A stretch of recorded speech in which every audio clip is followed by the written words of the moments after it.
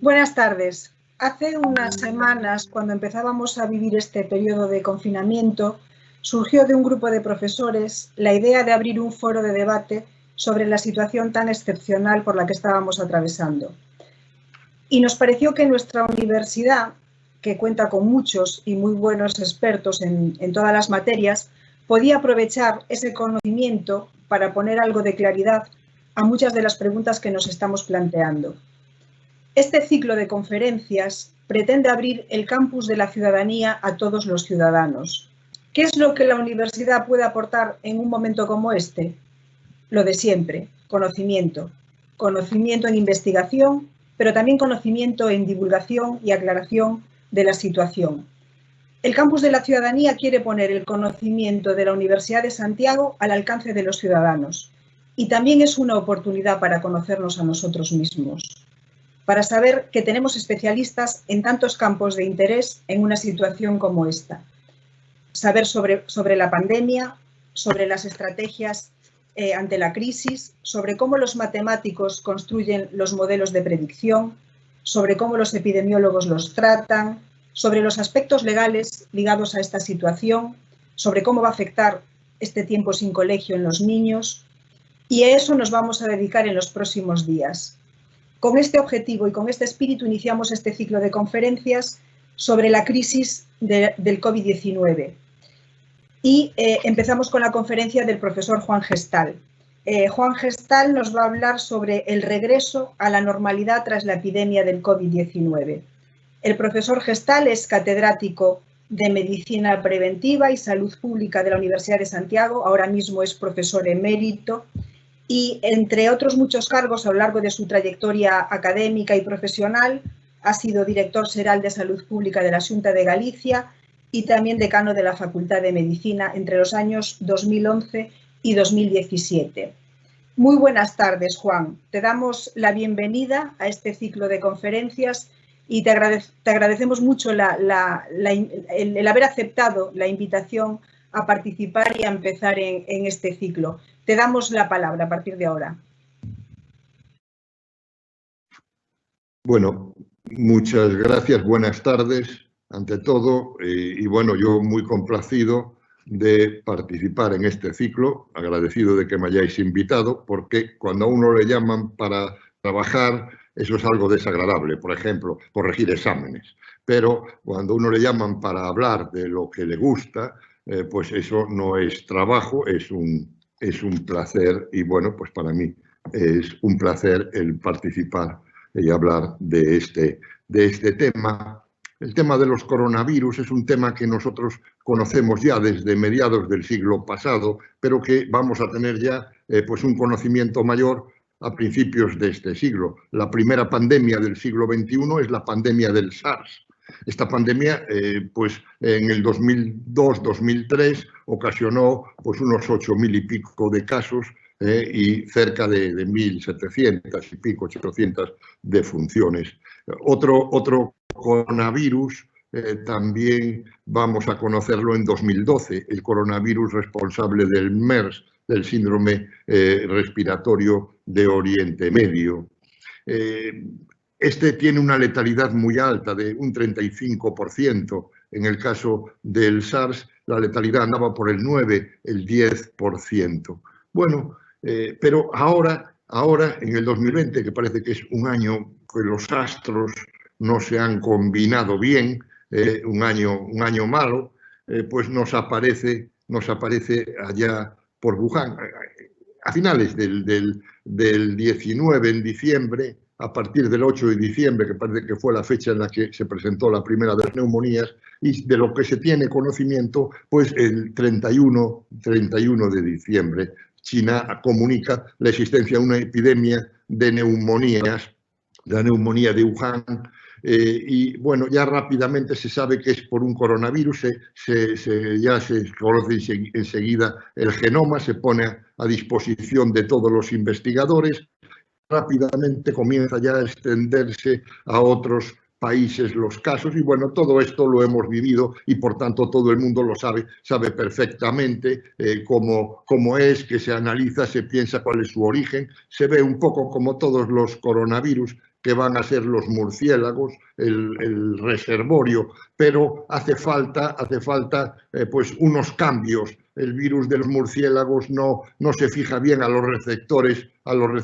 humanos y necesita unos cambios, un huésped intermediario. Se barajaron varios, habló de los pangolines, pero parece que todavía no tenemos claro cuál fue ese huésped intermediario. Y comenzó pues a afectarse allí y nosotros desde aquí veíamos algo muy sorprendidos. Veíamos unas medidas de salud pública que eran unas medidas que nos recordaban tiempos muy lejanos. Eso de cerrar ciudades, esas cuarentenas de millones de personas, era algo inaudito, era algo nuevo, pero lo veíamos lejano. Después lo empezamos a ver ya mucho más cerca y además de un modo diferente cuando ya lo teníamos en el norte de Italia. Y sobre todo porque cuando lo tenemos en el norte de Italia resulta que ya no aparece, no se encuentra, no somos capaces, hay dificultad para establecer la conexión entre el caso y la fuente de infección. No se encuentra lo que se llamó el paciente cero. Ya no es el chino, ya no es una persona que viajó a China o uno de China que viajó a Múnich, por ejemplo. No, ahora ya empieza a haber casos, muchos casos autóctonos y que no hay una explicación. Y después nos llegó a nosotros y no sé en lo que se estaba por aquí. Pero bueno, llegó, se extendió por nuestro país y de nuestro país también luego fueron afectándose otros países que también estaban bastante distraídos, muchos de ellos, sin tomar las medidas que había que tomar.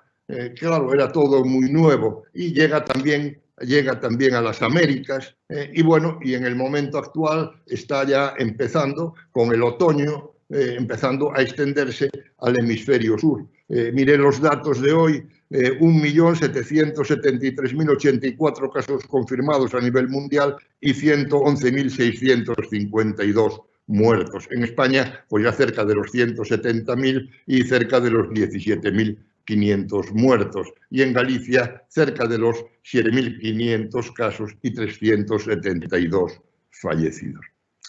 Ya al principio de la epidemia se supo que el número básico de reproducción, ahora la epidemiología está en los medios de comunicación, se supo que se había calculado al principio allí en China, en donde todo el mundo, en el momento en que todo el mundo es susceptible, más fácil de calcular, era 2.2, entre 1,5 y 3. ¿Esto qué significaba? Pues significaba que tenía una elevada contagiosidad y luego lo comprobamos nosotros. También el periodo de incubación se aclaró pronto, que era de 2 a 12 días y medio, 14 días se asumió y con un promedio generalmente de 4 a 5 días. Desde el punto de vista de la epidemiología, pues la fuente de infección pues son los sujetos enfermos y sobre todo sabemos que la máxima carga viral es en el momento en el que se diagnostica la infección. Al inicio, por tanto, si está al inicio, en el primer momento, una carga viral elevada, tiene que haber ya durante el periodo de incubación carga viral. En un principio tardamos en saberlo, pero después se comprobó que efectivamente que había portadores incubacionarios, que ya durante los 2 a 3 días antes de comenzar la clínica las personas ya son infecciosas. Y luego también, más reciente, es otro descubrimiento, la existencia de portadores asintomáticos. Se vio cuando en China, a principios, creo que fue el 10 o el 12 de febrero, que publicaron el estudio más numeroso en cuanto a número de casos estudiados, 77.000 casos sospechosos con 44.000 y pico de confirmados, y entonces ahí había un 1.2%, 800 y pico, que eran asintomáticos, como algo residual, como algo que tenía poca importancia. Cuando estaba allá en Yokohama el crucero Diamond Princess, se hizo a todos los que estaban en el crucero, se les hizo el test. y entonces se encontró que el 50% de las personas eran positivas, pero no tenían clínica, no tenían sintomatología. Caramba, un 50% de asintomáticos. Luego, como se les hizo seguimiento, muchos de ellos desarrollaron la enfermedad, portadores incubacionarios, pero quedó al final un 18% que eran asintomáticos. Luego ya más recientemente, cuando ya estaban en Wuhan con todo el final de la curva, como estaremos nosotros más o menos a principios de mayo, con los últimos casos autóctonos, y estaban haciendo muchos test, se encontraron que 4 de cada 5, este es un número de casos pequeño, me parece, sobre 180 casos, pero encontraron que 4 de cada 5 eran asintomáticos, o sea, un 80% de asintomáticos. Esto es lo que ha motivado lo que algunos dicen. Las autoridades sanitarias han hecho un cambio de criterio con el uso de las mascarillas. No es un cambio de criterio, es un cambio de conocimiento. No sabíamos la importancia que tenían los portadores asintomáticos. Las mascarillas las usábamos y decíamos no, la mascarilla quirúrgica, para el personal sanitario que la pueda necesitar, pero también la vamos a utilizar con los infectados, con los que den positivos. Ponerle la mascarilla para que no, la mascarilla quirúrgica está hecha con un tejido no tejido que no es poroso y que impide el paso de los virus y de las secreciones respiratorias. Ya teníamos para los portadores, para los infectados, para los positivos, para los enfermos, para que no contagiasen a sus familiares si en algún momento se cruzaban en el pasillo de casa, o si tenían que ir al centro sanitario, que no contagiaran a otros pacientes ni al personal sanitario. Pero ahora, si todos podemos estar infectados y todos podemos ser fuente de infección, todos tendremos que utilizar mascarillas. No ha habido un cambio de criterio, ha habido un cambio de conocimiento. Y por eso ahora se recomiendan las mascarillas. La ideal es la mascarilla quirúrgica. Pero bueno, para personas, como no hay mascarillas quirúrgicas para todos, bueno, que conste, el Ministerio las que está repartiendo son mascarillas quirúrgicas. Inicialmente decía que iba a repartir mascarillas higiénicas, pero era imposible porque no hubo tiempo para fabricarlas. Se ha elaborado una normativa, el AENOR ha preparado una UNE, la UNE 064-02-2020, para las mascarillas higiénicas, en donde da indicaciones e instrucciones cómo se deben fabricar estas mascarillas. Y habla también de que tienen que llevar 5 capas y de unos materiales, polipropileno, no recuerdo ahora cuál es el otro, que van también, no va a haber porosidad, y que van también a poder retener, los gérmenes, aunque no son un material sanitario. Pero la protección de las mascarillas es para proteger a los demás, no inicialmente al que la lleva. Algo también le protege, pero no le protege al 100%. Por eso hay que decir, oiga usted, la mascarilla va a utilizarla, sobre todo cuando vaya a lugares cerrados, cuando vaya a medios de transporte, va a tener que utilizar la mascarilla, pero sepa que no le proteja al 100%. Procure mantener la distancia de seguridad, 1,5 y 2 metros mejor, y realice la higiene de manos con frecuencia. Bueno, el enfermo, los portadores incubacionarios, los portadores asintomáticos, y por si aún eso fuera poco, pues también tenemos portadores convalecientes. Hay personas que una vez que curan la enfermedad, se hacen 2 PCRs antes de darles el alta bacteriológica, con 24 horas de intervalo, y tienen que ser negativos. Bueno, pero a pesar de eso, se ha visto que en algunos casos luego pueden seguir eliminando los virus, y por eso se les hace también una cuarentena de otras 2 semanas. Esto todo es por el poco conocimiento que tenemos. Seguramente estas cosas cambiarán más adelante. Y se ha visto que convalecientes que luego que se reactiva la infección, no sabemos muy bien por qué es eso. Pero sí sabemos que también se puede encontrar el virus porque hay receptores en las células del intestino y, por tanto, y se ha detectado en las heces el virus. La transmisión fecal-oral no se ha visto que tenga importancia, pero pudiera quedar allí el virus o en algún otro reservorio y activarse. La sangre no se ha visto que tenga importancia en la transmisión y tampoco se ha visto que exista transmisión transplacentaria. La transmisión, por tanto, es por las gotas que lanzamos al hablar, al toser, al estornudar y por las secreciones, esas secreciones respiratorias que van a poder, esas gotas van a poder a contaminar superficies y van a pervivir ahí, pues pueden vivir de 2 a 3 días.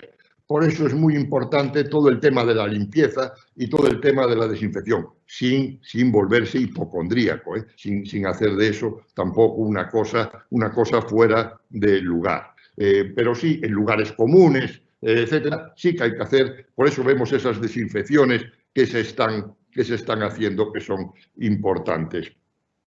Y por aerosoles. ¿Se transmite por aerosoles? Bueno, esto no está claro. No está claro. Fundamentalmente la transmisión es por gotas, pero hay algunos estudios y en algunas áreas hospitalarias, como las UCIs, que puede llegar a lo mejor hasta 4 metros y se ha detectado en el aire de esas unidades de cuidados intensivos, en zonas, por ejemplo, en donde mucho personal sanitario se cambia los equipos de protección individual, también se ha encontrado. Bueno, de los susceptibles ya todos sabemos quiénes son más susceptibles, el personal sanitario y el contagio a nivel domiciliario. Parece que hace falta un cierto contacto cercano y prolongado para la transmisión. Sí se ha visto que hay una mayor susceptibilidad de formas más graves en las personas mayores, personas con patologías crónicas. Y lo que es muy lamentable es que el alto número de profesionales sanitarios que se han infectado, más de un 15%. Bueno, sabemos que llevo ya mucho tiempo hablando, sabemos que hay unos receptores, los AC2, que tenemos en las células del aparato respiratorio. Sobre todo va a haber una gran cantidad a nivel nasal y también a nivel de la garganta, luego en los bronquios, en los alveolos, en los neumocitos 2, y luego también en células del intestino, del corazón y del riñón. La enfermedad, todos sabemos que el 80% son casos leves, pero hay un 20% que son casos graves, y estos casos son los que le dan la gran importancia a esta enfermedad.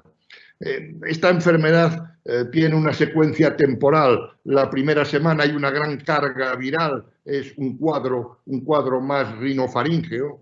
Es el momento ideal para hacer el diagnóstico y hacer el tratamiento antiviral. En ese momento es cuando, antes de que se afecte el pulmón, y ya en la segunda semana, si evoluciona la enfermedad hacia un cuadro de dificultad respiratoria, va a haber una neumonía, muchas veces neumonías bilaterales. Y luego ya en esa segunda semana vamos a tener ya información de cara al pronóstico, cómo va a evolucionar esto. Hay unos pacientes que van a evolucionar, aunque lentamente, pero van a evolucionar hacia la mejoría, y a lo mejor en 2 o 3 semanas ya están perfectamente recuperados, y otros que van a evolucionar mal, que van a pasar a pacientes críticos, pacientes que necesitan el tratamiento en unidades de cuidados intensivos, que van a necesitar ser intubados, incluso van a necesitar algunos apoyo externo de órganos, y que va a haber pues ahí una serie de complicaciones, el síndrome de distrés respiratorio agudo, el fracaso multiorgánico y el shock séptico. La protección del personal sanitario es mediante unos EPIs equipos de protección individual, que no es la mascarilla quirúrgica, eso no es un EPI, aunque proteja algo, no es un EPI. Es los filtros de partículas, los FFP2 y los FFP3, el uso de guantes por el personal sanitario. Esto no está recomendado en absoluto, es necesario para ir a la compra con unos guantes. No es en absoluto necesario, hay que hacer la higiene de manos y ya está, no hay que llevar guantes. Y el personal sanitario también un mono, una bata impermeable, gorro y botas. Porque se ha visto que en las salas donde se atienden pacientes se ha detectado el coronavirus del suelo, de la suela, no del suelo, en el suelo también, pero de la suela de los sanitarios. Se ha detectado. Por eso, bueno, pues los sanitarios pues deben restregarse o usar unas calzas, etcétera, y si van a otras zonas del hospital, pues quitarse esas calzas para no contaminar otras zonas. Pero esto no debe hacer que tengamos que dejar nuestros zapatos, después de ir a la calle, que tengamos que dejar los zapatos fuera de casa, en absoluto. Esto es una tontería, no es necesario, ni que tengamos que hacer una limpieza especial de los zapatos, la limpieza que hacemos normalmente, no nada especial. Hay un tema que ahora se está investigando, que es la profilaxis post-exposición y la profilaxis pre-exposición para el personal sanitario, el uso de la hidroxicloroquina y unos antivirales de los que se usan para el tratamiento del VIH, como una profilaxis pre-exposición y también para profilaxis post-exposición.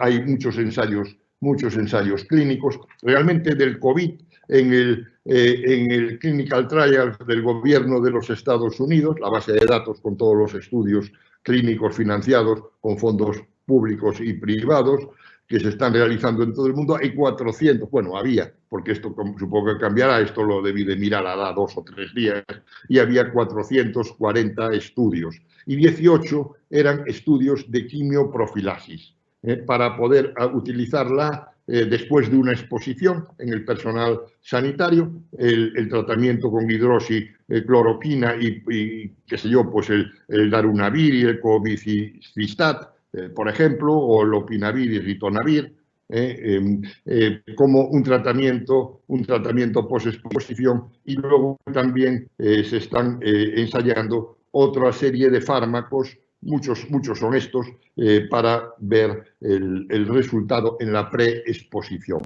Y, por ejemplo, hay un estudio que el otro día hablaba el ministro, el estudio EPICOS, que lo coordina el Hospital Universitario Ramón y Cajal, es para un estudio de profilaxis preexposición en 63 hospitales de 13 comunidades autónomas, en el que participan 4.000 profesionales. Se le da hidroxicloroquina, 200 miligramos al día, y luego se le da dos inhibidores de la transcriptasa que ayudan en el VIH, bueno, mejor el nombre comercial, Truvada, es como los conocen mejor, durante 12 semanas. Y otro grupo recibe un placebo. Están viendo a ver si podemos pues tener algo para proteger mejor a todos los profesionales sanitarios y relacionados, digamos, que tienen una exposición a los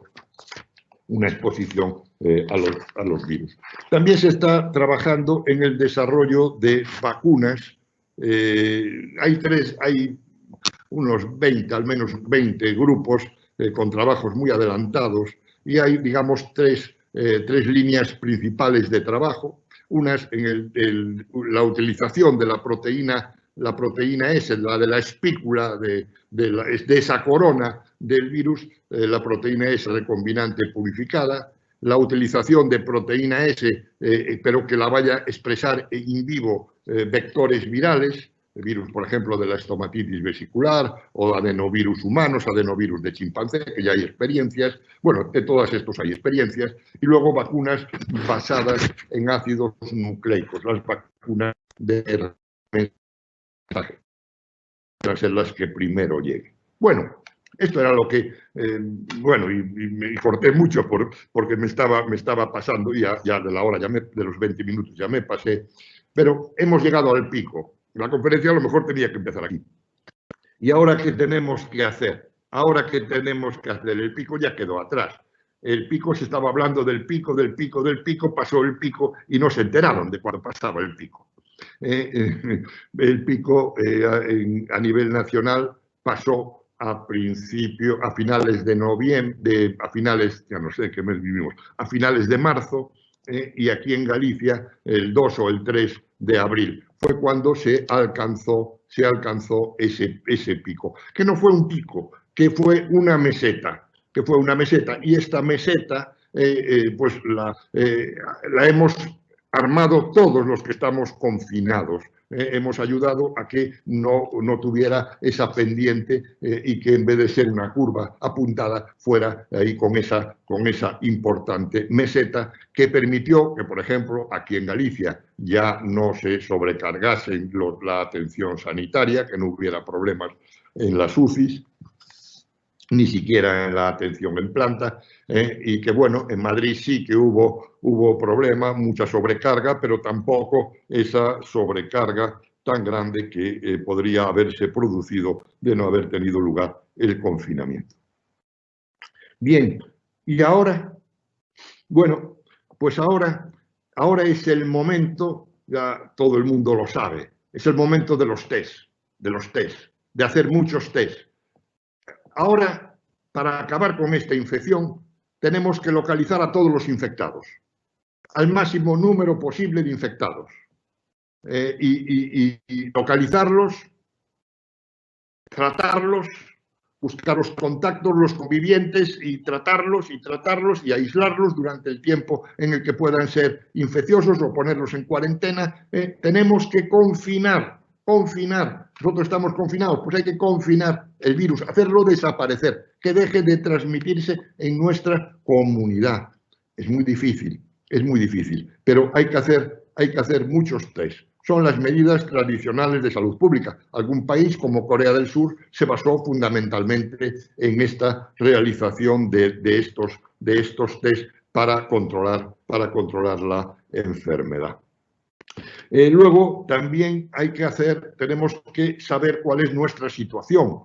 Ahora ya estamos bajando. Ya el RU pues, debe andar pues, por 0,6, 0,7, menos en Extremadura y en Castilla y León, que está por encima de 1, ya no comenzó el descenso. El resto de las comunidades autónomas ya llevamos bastante camino andado en el descenso. Y nos tenemos que preparar para cuando estemos abajo. Y para poder hacer el desconfinamiento, porque algún día tenemos que salir de casa, no vamos a quedarnos aquí mucho tiempo. Entonces es necesario saber cuál es la situación. ¿Y esto cómo? Pues mediante una encuesta seroepidemiológica que ya ha anunciado el Ministerio que iba a realizar y que, según el Ministerio, ya empezó este lunes. Ya debía haber empezado este lunes pasado. Y en estas 2 semanas, en esta semana y en la semana que viene, se visitarían esos 30.000 hogares y se tomarían muestras a unas 60.400 personas. Esta muestra la elaboró el tiene Internacional de Salud, etcétera, esta muestra se hace por provincias y hay un número de personas mínimo por provincias e igual en todas que van a ser en las dos ciudades del norte de África, que van a ser 600 personas. Y después, además, el número que proporcionalmente, por el peso poblacional de la provincia, le corresponda de las otras 30.000 personas que hay que estudiar. A Galicia corresponde, con este cálculo, 4.100 personas que se estudiarán. Y bueno, y esta encuesta seroepidemiológica nos va a informar, nos va a dar una información muy importante, que es qué porcentaje de población está inmunizada. Esto es básico, el saberlo. Si ese porcentaje es bajo, malo, porque vamos a tardar en salir. Si ese porcentaje es un porcentaje alto, yo ahora voy a ponerme súper optimista, un 60, un 70%, bueno, una maravilla, todos invitados, una fiesta. No, esto saldríamos rápidamente, volveríamos a la normalidad y muchos de los peligros que están ahí en el horizonte desaparecerían. Pero bueno, ya veremos cuál va a ser ese porcentaje. Esta es una encuesta que se va a hacer esta semana, la semana que viene, por tanto, a finales de este mes, principios del siguiente, pues ya podríamos tener resultados. Los resultados van a ser por grupos de edad, van a ser por provincia, por tanto, también por comunidad autónoma. Y va a ser diferente. Es que vamos a ver una comunidad como la de Madrid, que estuvo tan castigada, ahí tiene que haber muchas personas que han pasado la infección. Una comunidad como la nuestra, que ya se tomaron medidas muy precozmente y cuando empezaban a llegar aquí los casos que nos llegaron de Madrid, se cerró la comunidad, pues aquí el porcentaje de inmunes, lamentablemente, me gustaría equivocarme, pero lamentablemente va a ser mucho menor. Bueno, eso nos va a decir cómo podemos salir. ¿Y cómo podemos salir? Bueno, este día en los medios de comunicación, en los periódicos, hay periódicos que se enteran de todo, ¿no? ¿Cómo se va a hacer ese desconfinamiento? Bueno, depende del porcentaje de inmunes, claro. Pero un poco, en principio, los primeros que van a ser... Bueno, ¿para qué voy a contar cómo lo veo yo? Cómo me gusta a mí. Voy a ver qué es lo que dice el Ministerio. ¿Qué es lo que le han hurgado que se han entrado? Bueno, el Ministerio, al parecer, ya tenía previsto empezar a abrir la mano el 13 de abril, pero por lo que sea, el Gobierno cambió de idea y la cosa pues queda para ver si se empieza a abrir. Parece que no se va a abrir hasta el 26 de abril. Realmente yo no veo problemas. El presidente de Aragón primero, después Feijóo, el presidente de Galicia, luego algún otro presidente han dicho que de salir los niños. Yo no veo ningún problema, a que los niños pudieran salir a dar un paseo alrededor de casa, no a jugar con otros niños en el parque, no, ni a reunirse con otros niños, no. Simplemente a dar un paseo, ir viendo un poco. Pero bueno, parece ser que no. Ahora le han pedido a la Sociedad de Pediatría que elabore un informe. Bueno, pues a ver lo que dicen. Pero cuando se empieza a salir, por tanto, a lo mejor ahora hasta el 26 de abril no se empieza a mover esto, o a lo mejor hasta el 10 de mayo. Yo ya firmaba ahora con que estuviéramos desescalando ya para mediados de mayo. Los primeros que saldrán seguramente van a ser los niños, sin duda ninguna. Personas para hacer deporte, no veo yo, deporte individual, no veo yo ahí ningún problema. Y que luego, porque esto parece se va a hacer pues muy despacio, luego pues en 2 semanas después, pues al darle movilidad a los inmunes.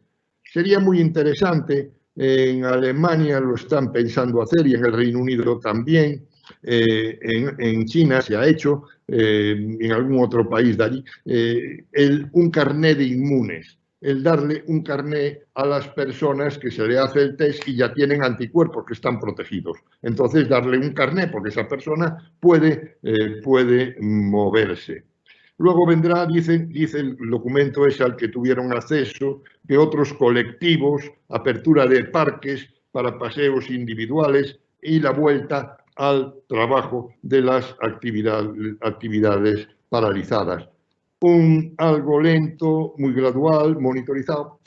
Bueno, y por supuesto, saliendo, utilizando las mascarillas cuando se vaya en medios de transporte comunes, cuando se vaya a lugares cerrados, etcétera, utilizando la desinfección de locales, calles, etcétera, y utilizando también los geles de hidroalcohol.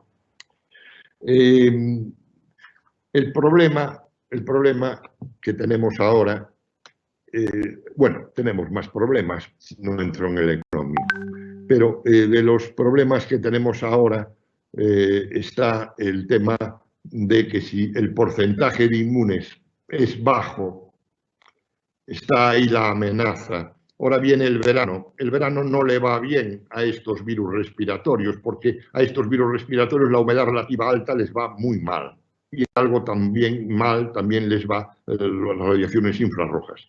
Entonces, es posible que consigamos que en el verano, pues que haya, dependiendo de que no haya muchos susceptibles, que disminuya mucho la transmisión. Por eso hay que trabajar mucho en identificar al número mayor de infectados y a los contactos de estos. Yo no sé si aquí se pondrá esa app en los móviles que usaron en China, en Corea del Sur, en Singapur, que permite localizar a los contactos que uno haya tenido, que uno haya podido tener. No sé si pondrán esa app en los móviles o no. Bueno, esto a lo mejor ya es un poco tarde para hacerlo. Tendremos que estar en un ten con ten, porque viene el otoño.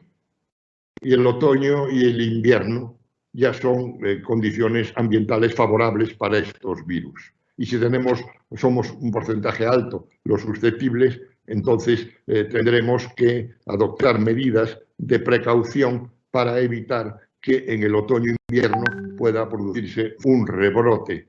Y si ese porcentaje es bajo, el de inmunes, pues vamos a tener que estar así hasta que dispongamos de una vacuna. Es una mala noticia, pero es así. Y una vacuna no dispondremos de ella, en el mejor de los casos, hasta dentro de un año y medio más bien.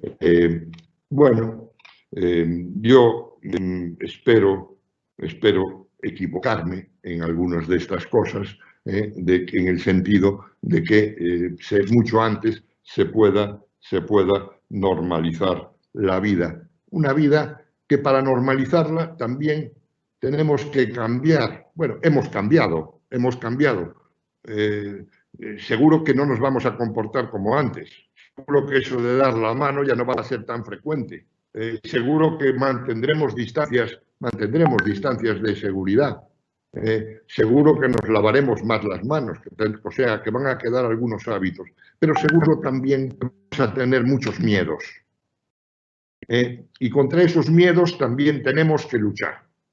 Vamos a tener que luchar contra esos miedos al contagio que podamos tener cuando esto pase. Y nada más, quedo a disposición pues, de las preguntas que me queráis hacer.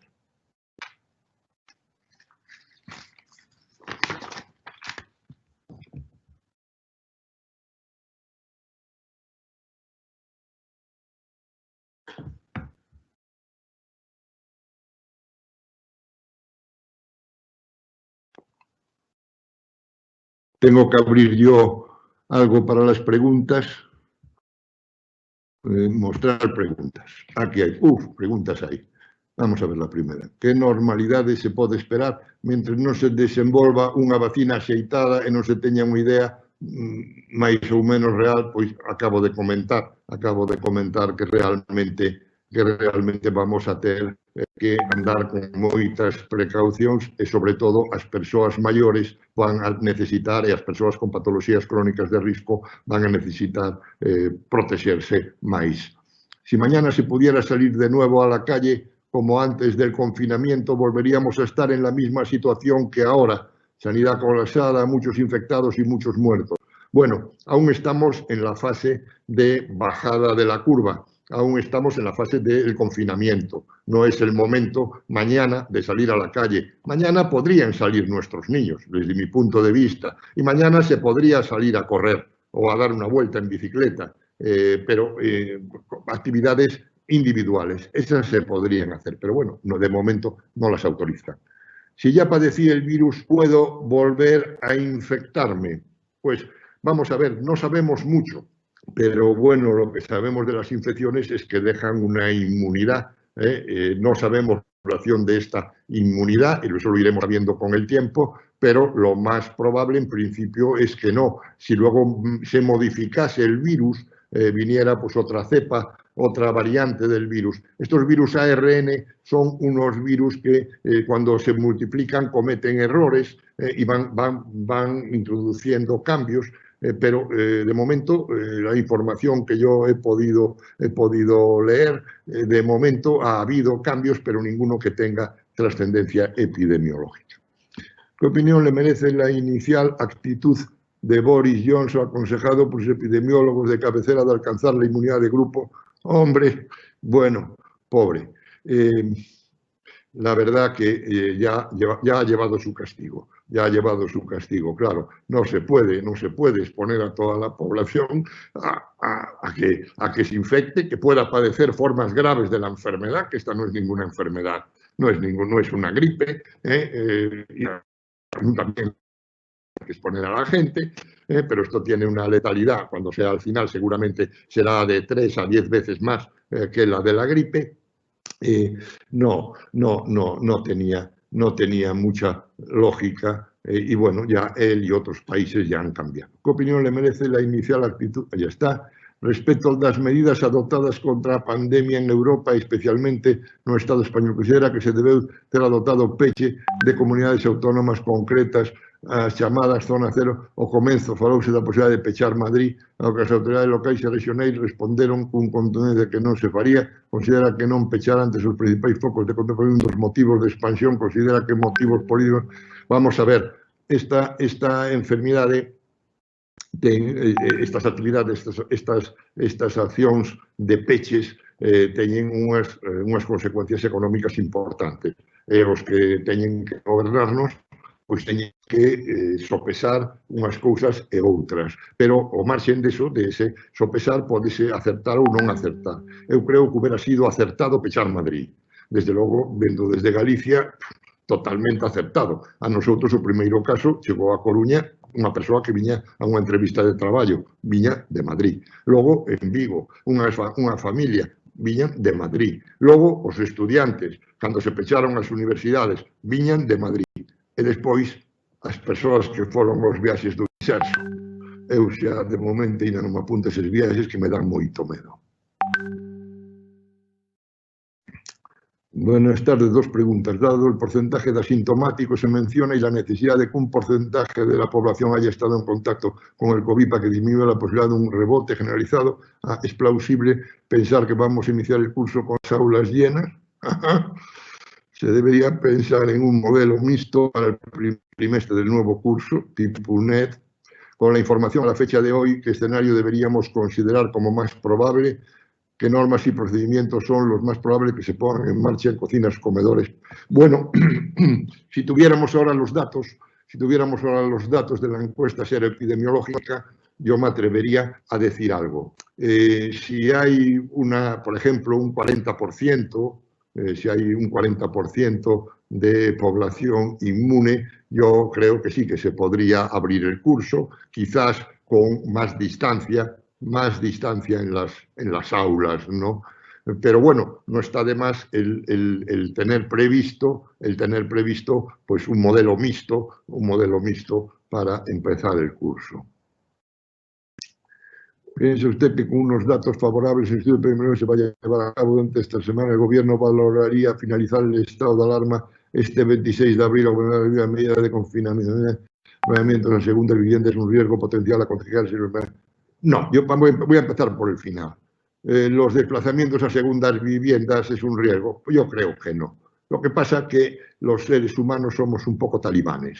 Y cuando se da una norma, pues igual para todo el mundo, entonces hay mucha gente, yo veía, vimos todos desde las ventanas insultando a uno que pasaba por la calle. Bueno, no sabían, a veces no sabían ni por qué la persona que pasaba por la calle. No, yo no, pero bueno, todos tenemos que cumplir la norma, porque si no, eso sería un caos y, por tanto, pues no se puede ir a la segunda vivienda. Con datos favorables, se va a llevar a cabo, el gobierno valoraría finalizar el estado de alarma el 26 de abril. Yo creo que no. Ya el presidente del gobierno ya dijo que iba a pedir otro aplazamiento. Yo, por tanto, nos vamos a poner a segunda semana de mayo. Vamos a ver, yo creo que ahora, cuando termine la onda, que será a finales de este mes, principios del mes que viene, pues más a finales de este mes, empezará el goteo de casos. Y si llegan los test y se hacen muchos test, y podemos detectar a muchos infectados, pues iremos controlando un poco todo eso. En el momento en el que no tengamos casos, que llamamos casos autóctonos, personas a nivel de comunidad autónoma, personas que se hayan infectado aquí y desarrollen aquí la enfermedad, deje de haber casos autóctonos y podamos tener algún caso importado y seamos capaces de controlarlos y el sistema sanitario sea capaz de responder bien. El sistema sanitario aquí, por ejemplo, ya ha respondido muy bien. Bueno, en ese momento es el momento de comenzar a salir. Tres preguntas. Con datos anuales globales de millones de muertes por cáncer, por tabaco, por contaminación, solo este año podrían ser superiores a la pandemia COVID. ¿Cómo se explica una reacción distinta ante esta pandemia? Bueno, son dos cuestiones distintas. Bien, siempre ante algo nuevo y algo, siempre hay mucho temor ante lo nuevo y se toman medidas para impedir que se extienda. Entonces, bueno, pues lo lógico, las otra serie de enfermedades tienen sus programas de diagnóstico, de tratamiento, de prevención y ocasionan también pues mortalidad, y muchas de ellas más mortalidad que el COVID, por supuesto, pero no genera la alarma social que genera el COVID. Soy Ana Otero, profesora de microbiología del Vertega, y tiene una de las tasas de mortalidad más bajas. Puede ser debido a un menor porcentaje de mayores de 60 años infectados. Puede haber otra causa. Afecta a la dispersión de la población. Bueno, a la tasa de contagio, por supuesto. La dispersión de la población afecta a la tasa de contagio, pero no a la mortalidad. ¿Por qué aquí tenemos una letalidad menor? Bueno, en las muertes por COVID hay un 50% en algunas comunidades que son de personas que estaban en residencias. Y bueno, o sea, la mitad de los muertos, personas de residencia. En otras, pues a lo mejor es un 40 o un 30. Yo creo que aquí en Galicia, como esto se cerró al principio, y que casi prácticamente compañeros del hospital, hablando con ellos, me comentaban que aún en las encuestas epidemiológicas que se hacen a los que dan positivo, pues aún se podía identificar la fuente de infección, se sabía de dónde procedía. O sea, aquí en Galicia no llegó a haber una transmisión comunitaria sostenida. Y eso pues hizo que nuestro sistema sanitario pues fuera capaz de responder y poder atender a todos los pacientes con la tranquilidad que su problema de salud requería. Y por eso yo pienso que esa es la diferencia, por ejemplo, con comunidades como Madrid o como Cataluña, que tuvieron un atasco enorme de pacientes y que, bueno, pues esa atención así es muy difícil. ¿Es suficiente una muestra de 62.000 test? Bueno, es el Instituto Nacional de Estadística. Yo no me atrevo a criticarla. Me parece, en principio, la hicieron para estimar un 5% de positivos con un margen de más o menos 2,5%, con un intervalo de confianza un 95%. A mí me parece en principio que bien. ¿Cuál es la probabilidad de una segunda oleada más virulenta, bueno, depende de cómo sea el porcentaje de inmunes de la población. Es posible, y eso sería en el otoño-invierno. Ahora, también ahora con la salida, con la vuelta al trabajo de las personas que pararon antes de la Semana Santa, también se puede producir algún piquito. Habrá que verlo, hay que esperar ahora a que pasen también un par de semanas para ver si hay algún piquito, pero bueno, todo eso tenemos que ser capaces de ir asumiéndolo y de ir gobernándolo. ¿Es posible la aparición de una mutación nueva en el virus que genere una situación semejante a la actual? Posible, todo es posible. Gracias por su tiempo y sus palabras. Cuando se refiere a que en otoño podría haber otro repunte, ¿significa eso que tendríamos a quedarnos en casa como ahora?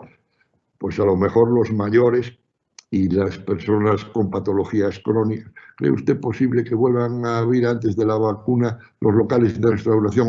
Por supuesto, sí, hombre, abrirán antes. Lo que pasa es que hay que ver cómo se va a ir a los bares. Yo creo que no vamos a estar otra vez así unos contra otros. Y los restaurantes pues tendrán que tener a lo mejor menos mesas, ser más espacioso. Habrá que tener las distancias de seguridad, la higiene de manos, habrá que hacer buenas desinfecciones de los locales, pero sí, eso se abrirá pronto. ¿Por qué los hipertensos son población de riesgo? Bueno, hipertensos, personas con problemas cardiovasculares, personas con diabetes, luego pues también cánceres, deprimidos, y las gestantes también pueden tener algún riesgo mayor. Hola, ¿por qué parece que o virus afecta menos aos países nórdicos que ao sur de Europa? Aparte do factor de que temos unha población máis envellecida. Bueno, alguén habla de si hai factores genéticos, non lo sé, yo no sé decir nada de eso. Yo creo que aún no les llegó, que ya les llegará, que aún no les llegó. A Alemania, por ejemplo, pues está más retrasada en cuanto a la evolución de la infección. ¿Cuándo podrían comenzar a seguir las personas inmunodeprimidas? Bueno, igual que los mayores, o en principio cuando nos dejen salir, cuando esté un poco organizado todo esto, será de las personas pues que hay que salir con más precauciones. Todas las personas, grupos de riesgo, seremos los últimos en salir y con más precauciones. ¿Qué previsión de normalidade pode esperar a poboación para retomar a súa vida no verán? Poderse ir ás praias, instalacións deportivas, cafeterías.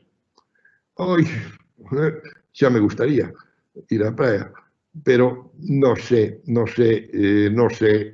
hasta que tengamos los datos de la encuesta y veamos cómo se va haciendo ese desescalado, es difícil hacer previsiones. Yo creo que verbenas donde haya concentraciones de personas, instalaciones deportivas, bueno, ir a gimnasios, si se mantiene bien la distancia, se hace una buena ventilación de los locales, una buena limpieza de los locales, y una buena educación de las prácticas que tienen que tener las personas, pues se podrá ir, pero aún falta tiempo. El ir, por ejemplo, a ver partidos de fútbol, yo eso lo veo pues mucho más alejado. Yo eso lo veo todavía un poco alejado.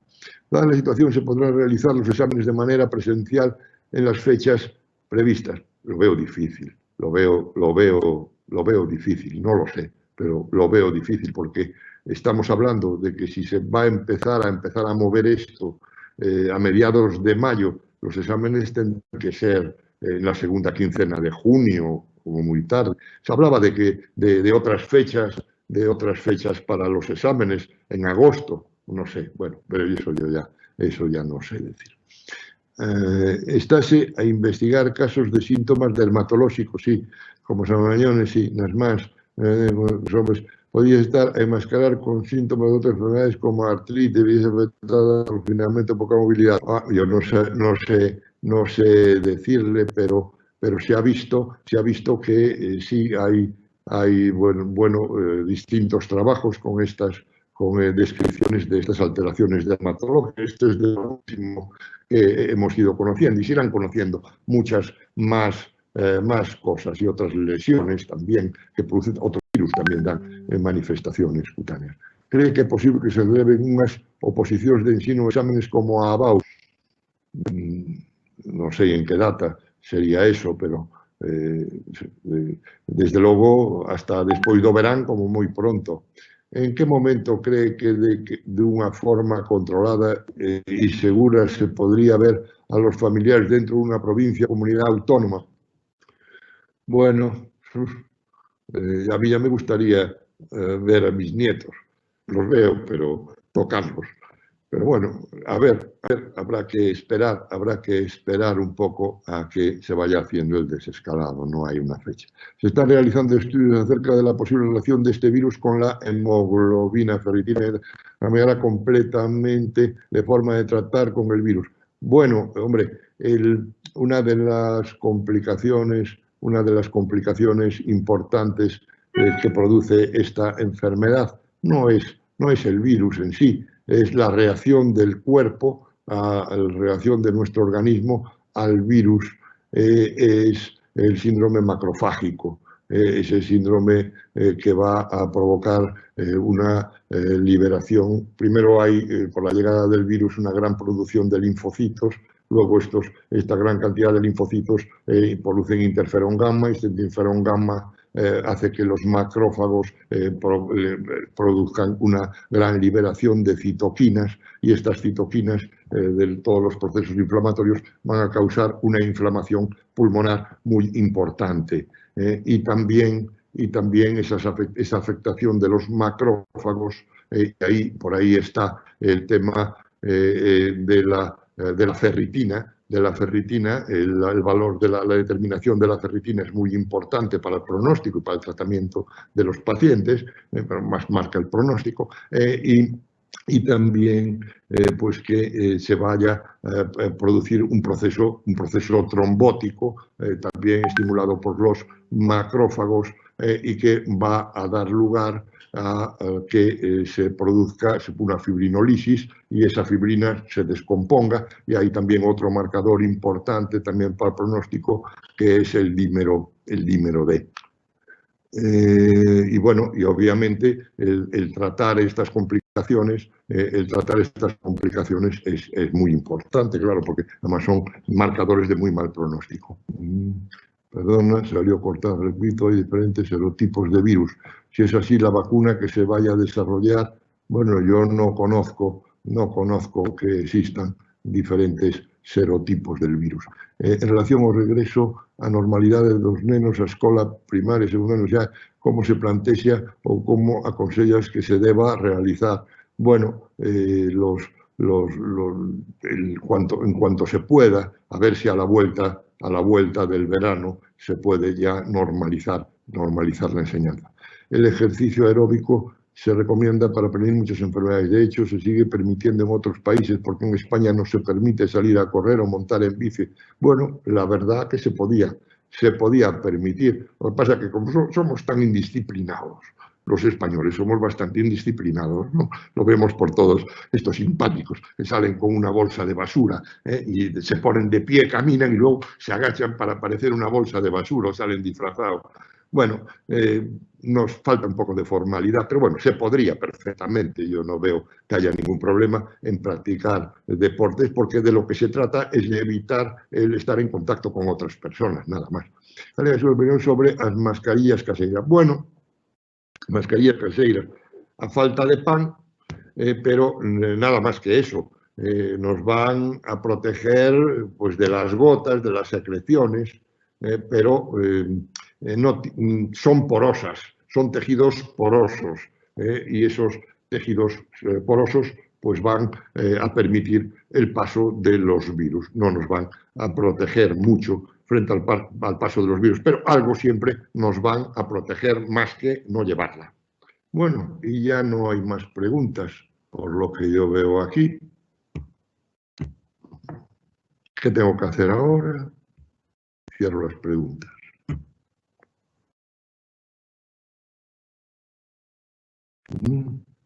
¿Qué debo hacer ahora yo?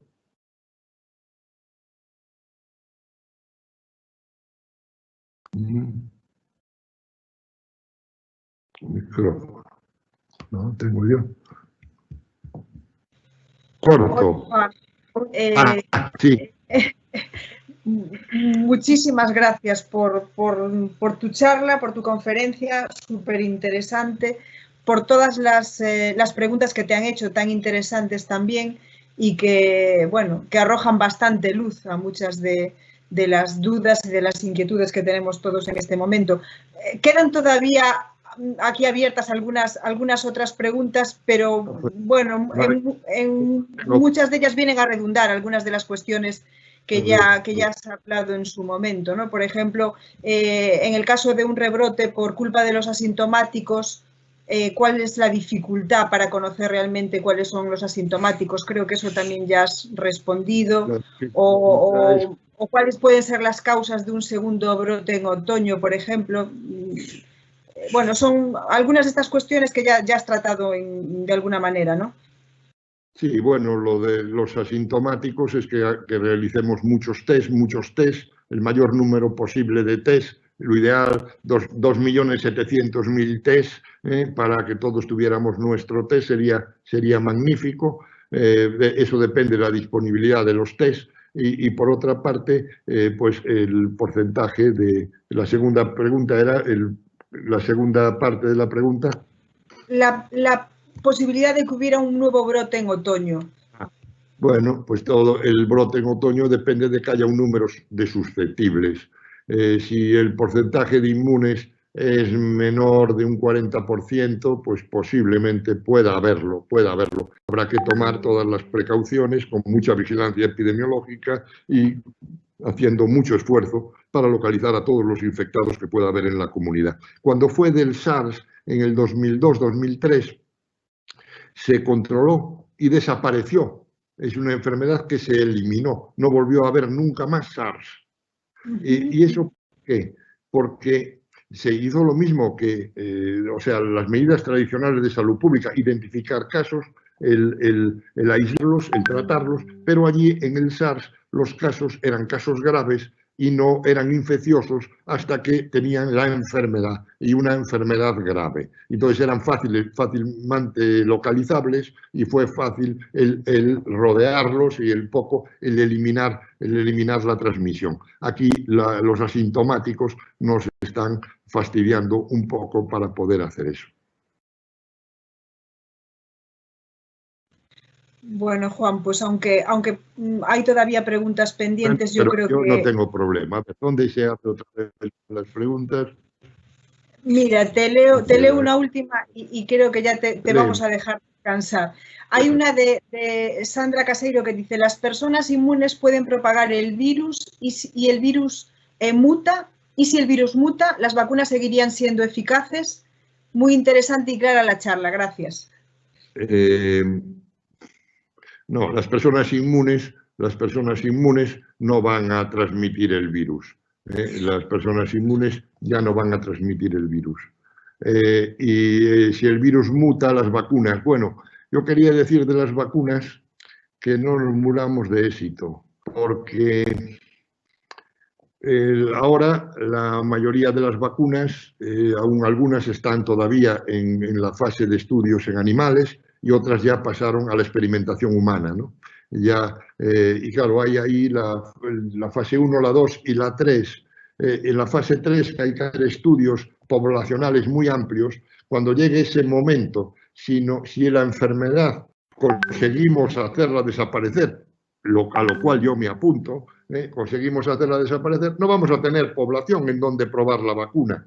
Va a ser un problema, pero ese problema me gustaría tenerlo, ese problema me gustaría tener. Bueno, Juan, pues te agradecemos muchísimo el que hayas compartido con nosotros todos esos conocimientos que tanta falta nos hacen ahora a todos para darnos algo de tranquilidad, ¿no? y de esperanza. Y nada, emplazamos a todo el mundo, hemos tenido muchísimo seguimiento, agradecemos a todos los que habéis estado ahí conectados que ya habéis participado a través de vuestras preguntas y os emplazamos a todos al próximo jueves, a la próxima conferencia de este ciclo que inauguramos. Así que nada, muchas gracias a todos y muy buenas tardes. Adiós.